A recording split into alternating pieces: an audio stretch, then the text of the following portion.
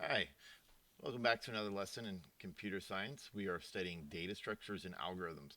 And right now we're studying sorting algorithms. And the sort algorithm that I would like to talk to you about today is a very important algorithm called MergeSort. MergeSort is a unique algorithm in that it takes the exact same amount of steps no matter how sorted or unsorted the array is. It's a very procedural process that will always be the same each time. And it's fascinating and extremely important algorithm. So if you would please download the MergeSort viewer. I have it in my basic sorts kind of project here where I just got a few of the sorts that we've been looking at. You can find the code at my webpage by just Googling my name, and it's under Unit 1. And you can see that it's somewhere down here, MergeSort Viewer. You can download it and then go to Tools, Edit and Add Class from File. All right, I have already got it running, and it starts with it way open, but it's kind of overwhelming, so I'm just going to start it like this. And I'm going to shuffle the integers a little bit. I want a nice, good mix. That looks like one I like. Okay, so once I click the merge sort, this algorithm is just going to go ahead and finish, but it's going to show each step vertically. It's not animated. It would be difficult for me to animate this and probably not worth it anyway. So what we're going to do is we're going to go through it line by line together so we understand the idea of how MergeSort works. Then we'll get into the nitty gritty of how to code it by looking at tracing the algorithm steps, and then finally we'll actually code it in Java. So let's take a look. I'm clicking MergeSort, and as you can see, it just shoots down. It's a little overwhelming, so I'm going to take it one step at a time. So here's the first part of MergeSort, is to divide the array into two halves.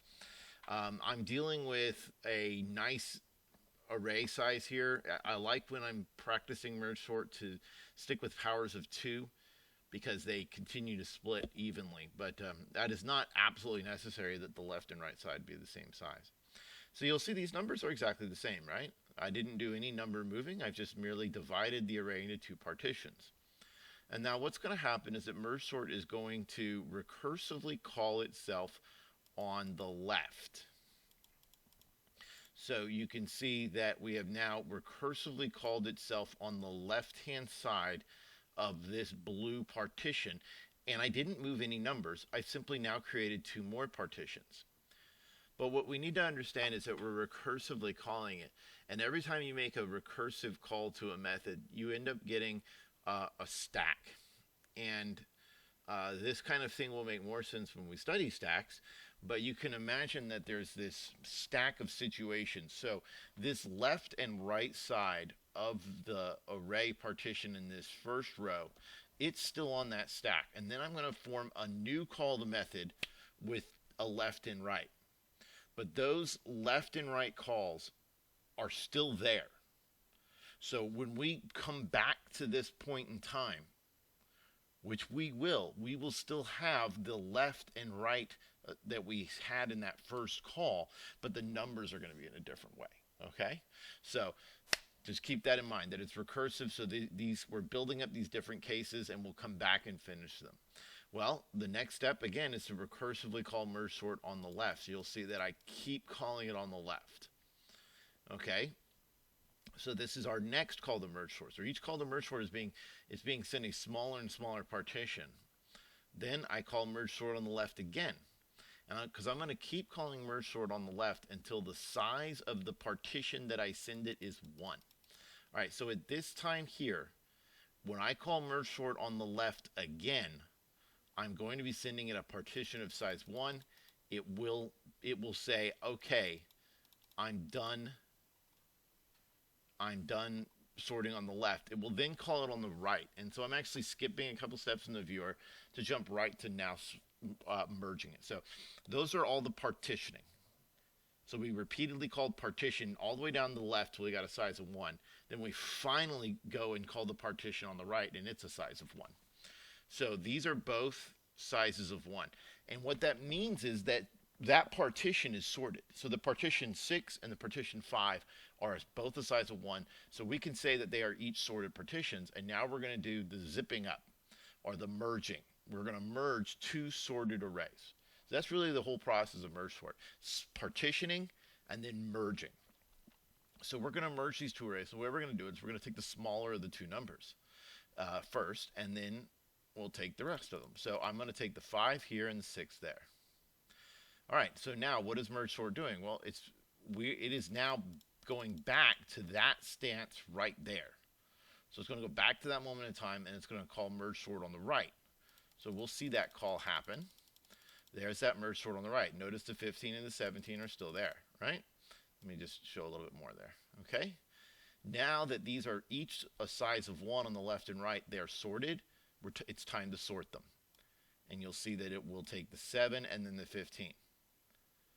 Now, when it comes back to this level here, now when it comes back to this row, it's already been called on the left, it's already been called on the right, and our pattern is going to be this: sort on the partition on the left, partition on the right, then merge. So it now knows, once it gets back to this full size array after calling on the left and right, it now knows it's time to merge. So we're going to pull the 5, the 6, then the 7, and then the 15. They have to already be in order, don't they? So we pull the 5 from here, the 6 from here, then the 7, then the 15. Okay, let's go and back now to this stage. So at this stage, we have already called merge the partition on the left as many times as we can. We've come back. It's time to call it on the right. So you'll see us call the partition on the right. But now that we have a new partition on the right that's not of size 1 and 1, we have to go back on the left. So we call partition on the left. Those are both sides 1. It's time to sort them. 11 and then 13. And then we'll call the partition on the right. Those are size 1. It's time to sort them. 2 and then 14. And now it's coming back to this point here, realizing it's time to sort them. So we're going to take the 2. We're going to take the 11, then the 13, and the 14. And so let me enlarge this a little bit so we can see what's happening. So according to the merge sort stack, the recursive stack, we are now back. We have fully partitioned to the left. We have fully partitioned on the right. At this call, it now is time to merge them. So we're going to merge this and this. So we'll take the 2, then the 5, then the 6, then the 7, then the 11, 13, 14, and then the 15. Notice that this process of merging them is going to be a very fast process because it is much quicker for me to add 2 sorted arrays together into a new sorted array than it is for me to take 2 non-sorted arrays and make a sorted array out of them. Much quicker. Okay.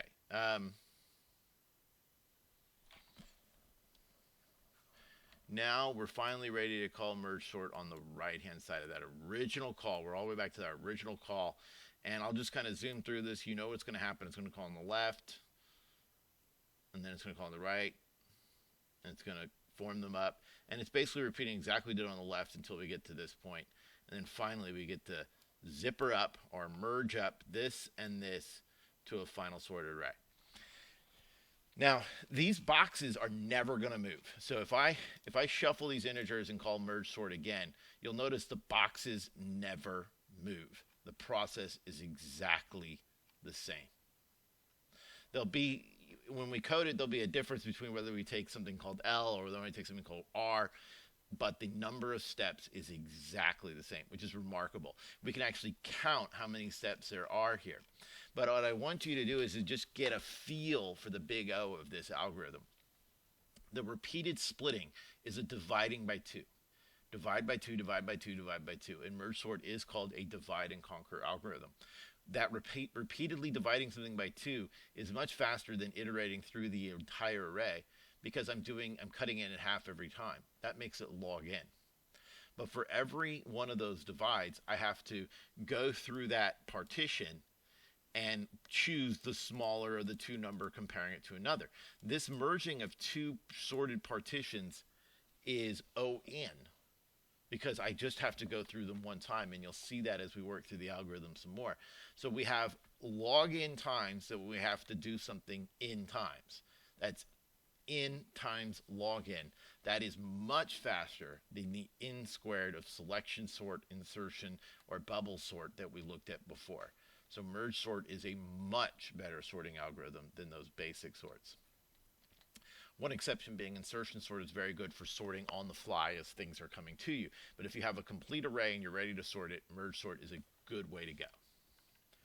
All right, let's put that aside for now, and let's pull out an Excel. I've got an Excel spreadsheet here, and in this Excel spreadsheet, I like to use Excel for sorting things because I can kind of move numbers around. I've written the algorithm here for us, so let's take a moment just to savor this, if you will. The algorithm can be divided into two parts, and in fact, it will have two different methods. It has a merge and it has a partition. In fact, partition is what happens first, but I'd like to start with merge because I think merge is the harder of the two.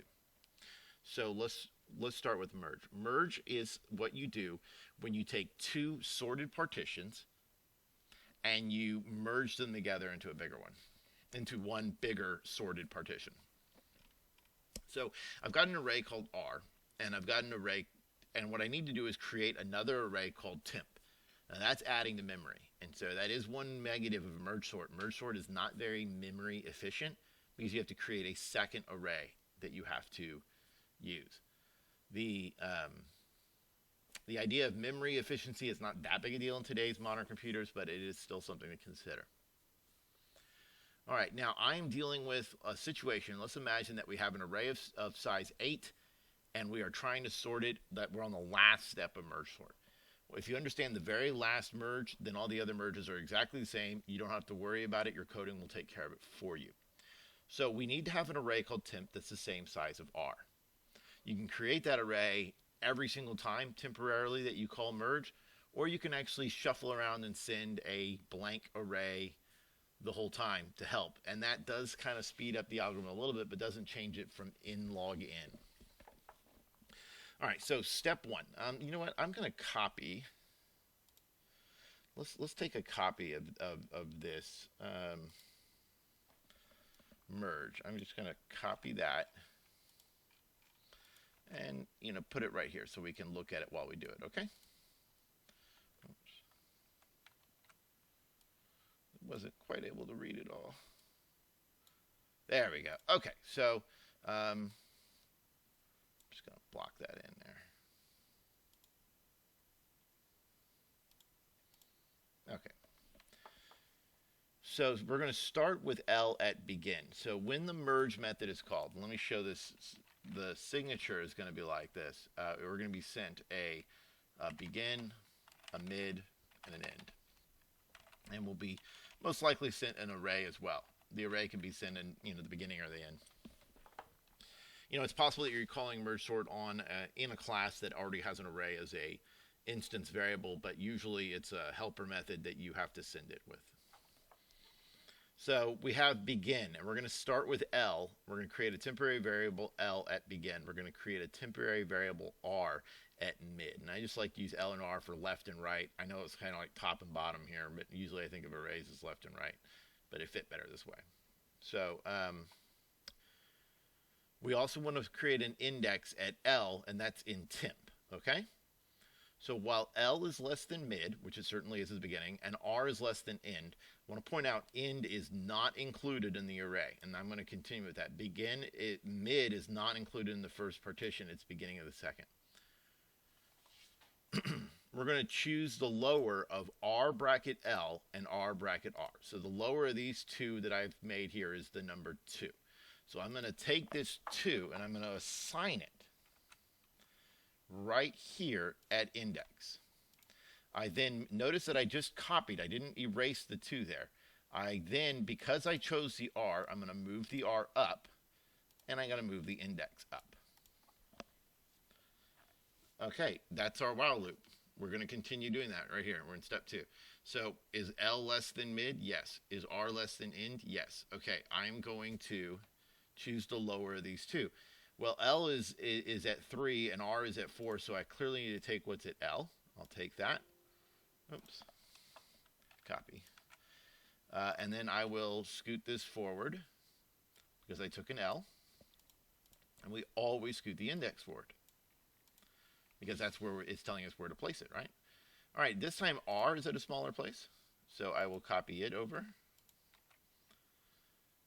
and move R forward because I took from R, and move index forward. And again, L is still less than mid, R is still less than in, so we continue the process. This time I take the 5. R will continue. And we move index up.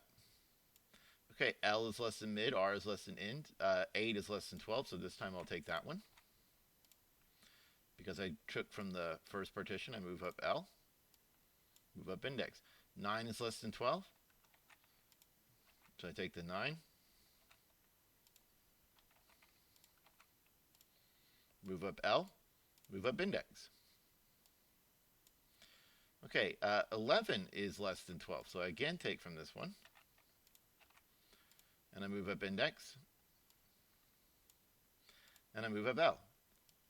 Okay, at this point we have violated our while loop condition. L is no longer less than mid.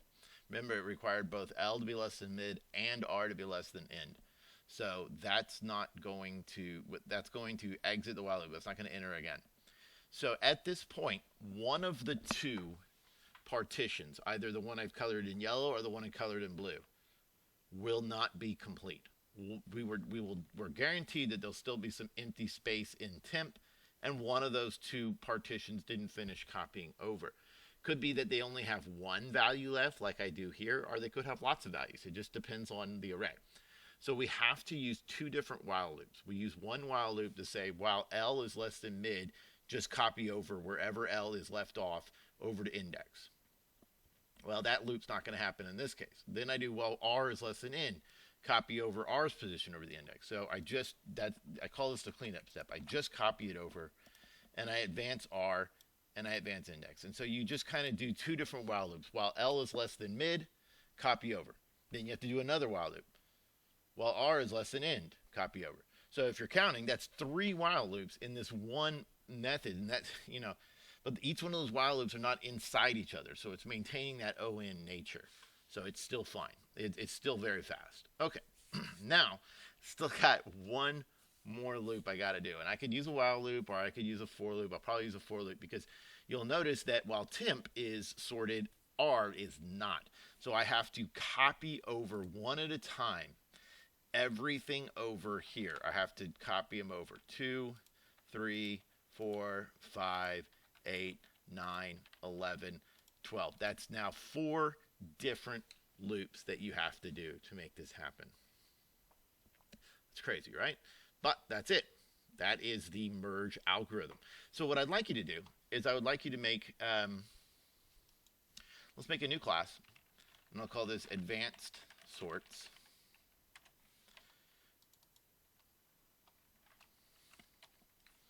I'll just clear all that out. Public class advanced sorts. And we're going to have a public method. We're going to say public. We're going to make it static because it's just a utility method. Public static, merge sort, and we're going to be sorting an array of ends. And that's all we want our users of this utility class to do. We don't want them trying to call the merge. We don't want them trying to call the partition. We'll handle that for them. So on the partition, we're going to handle that in just a minute, okay? But for now, I want you to work on the merge. So private. Remember I said I don't want them calling this method, so we're not going to let it be shown in the documentation. Private, it is going to be, oh, you know what? I forgot the word void here. Since we're actually sorting R, we don't need to return a new array that's sorted. We're just sorting R. So private static. It needs to be static or else I can't call it from within a static method. Void merge.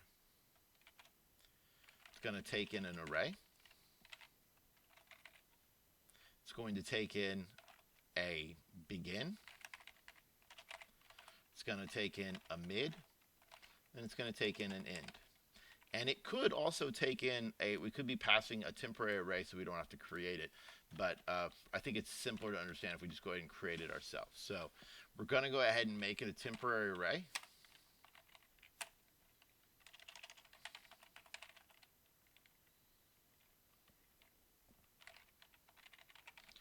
the same length of R. Now, we're typically, as it happens to be, we're only going to be copying over from begin up to, but not including end. So we could actually have a lot of empty space in that temporary array before begin or after end, but you don't need to worry about it. Just you need to be careful when you copy over. When you copy over here, make sure that you start at begin and end before you get to end. Don't start at the beginning of temp on that last copy over, because that would not be good.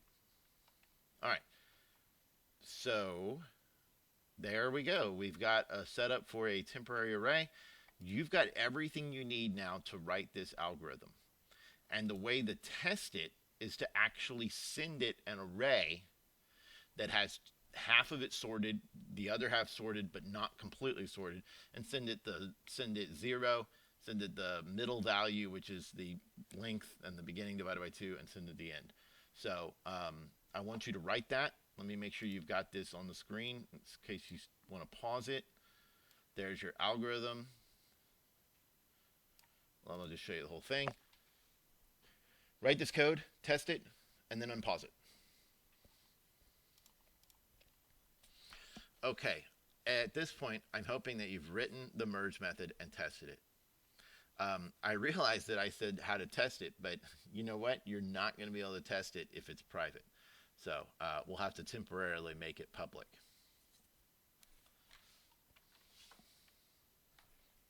All right, let's go ahead and write the code. Just want to have this algorithm where I can view it. All right, so we're going to start with L at begin. I'm going to start with R at mid. And I'm going to start with index at begin as well. While L is less than mid and R is less than end,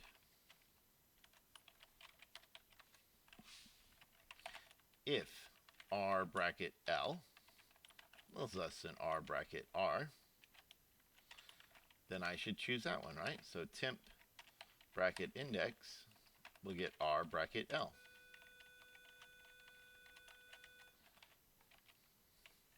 And if we do that, we need to advance L forward.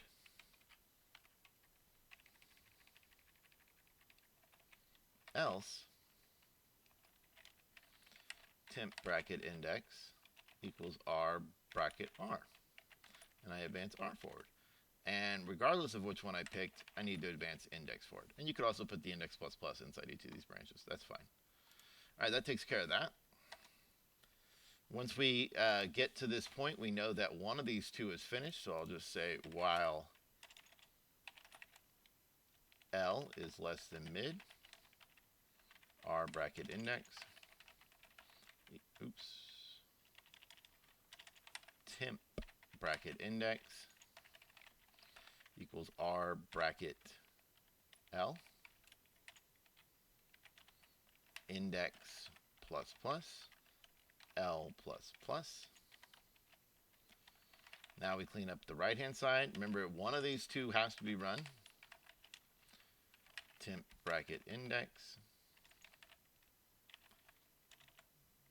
gets R bracket R, index plus plus, R plus plus. Okay, next. So we've done all the cleaning up. The last thing we need to do is we need to copy it over, right? We need to copy it over one at a time. So I'm just going to use a for loop for this one. So I'll say for int I equals begin, I less than end, I plus plus, R bracket I gets temp bracket I. Okay. And that is it. That is the merge. That is the merge procedure. Like I said, though, because it's private, we need to go ahead and make it public. So let's do that, and we'll test it. Oh, I have a missing square bracket. Anything else, Java? Okay, it's happy now.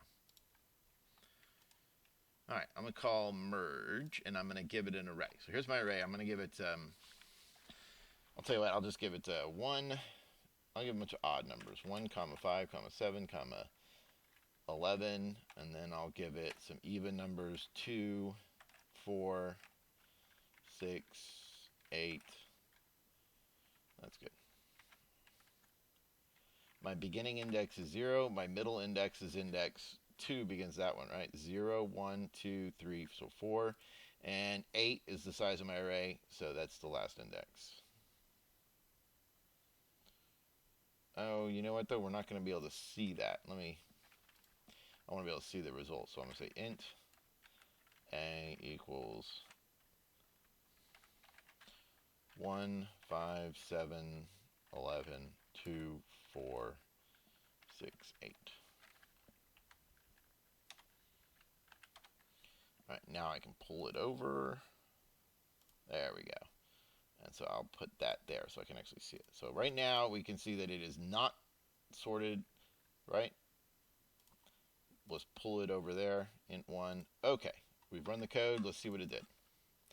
1, 2, 4, 5, 6, 7, 8, 11. Okay, so merge works. Merge, if given two sorted partitions, will merge them together properly. All that's left to do, oops, we don't want to look at that. All that's left to do is write partition. So here's how the merge sort will go completely, and I think we can go ahead and now make this back to private. Is that we're going to call partition with the array with a beginning index of 0 and an ending index of r.length. Remember, we will not actually, that end index is never going to be included with us. Okay, then, okay, oh, it's mad because I haven't written yet, right. So private static void partition takes in an array. It takes in an int begin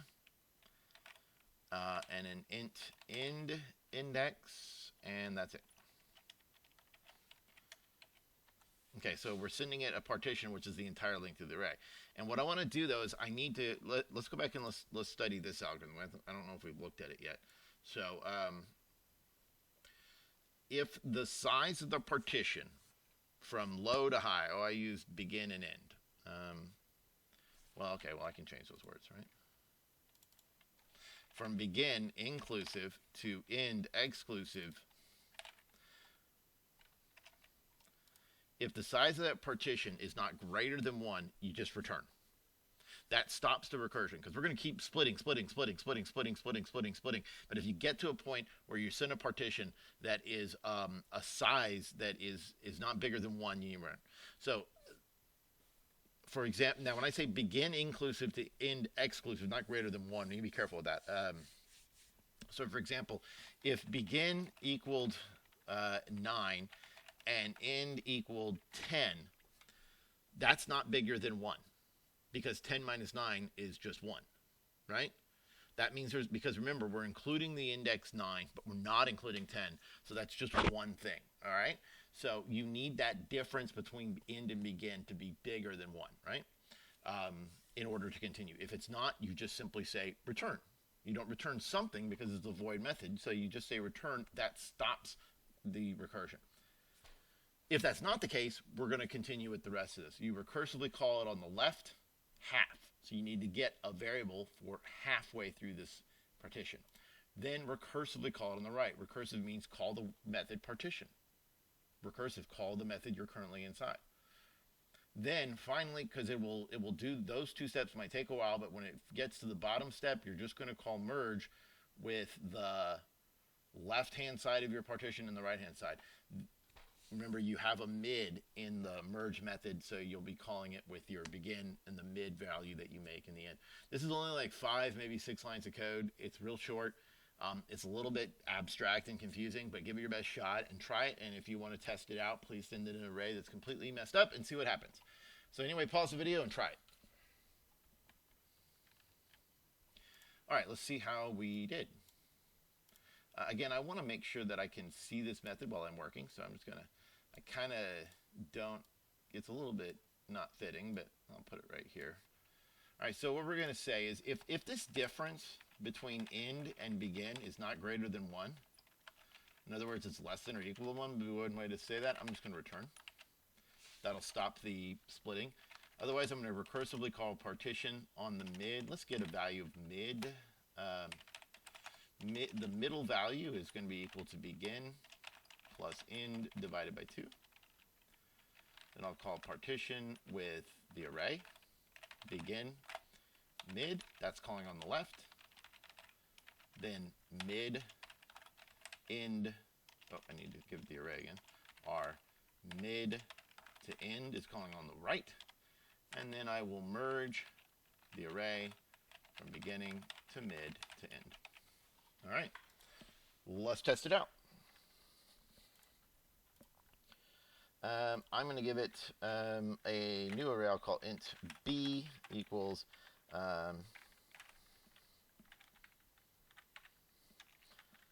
give it some negative numbers. I already got 2 8s, but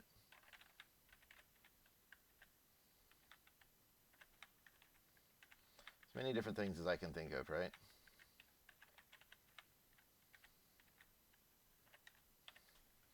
All right, I think that's a pretty illegal initializer for int. Oh, I forgot the array symbol. I was about to say, I didn't think I've seen that error. All right, B. All right, that'll let me bring it over here. And there it is. Okay, we're going to call the only one available, MergeSort. Boom, all it takes is an array. We're done. -6, -2, 0, 1, 1, 3, 3, 4, 7, 8, 8, 9, 9, 19, 44, 104. It's good, it's fast, it works. It is so much better than those basic arrays. It's a lot more work to code it, right? But the rewards are definitely worth it. Please learn it. Please practice it. It's not about memorizing code. It's about understanding the process so that maybe pulling out your notes and look at the code or something, but be able to write it.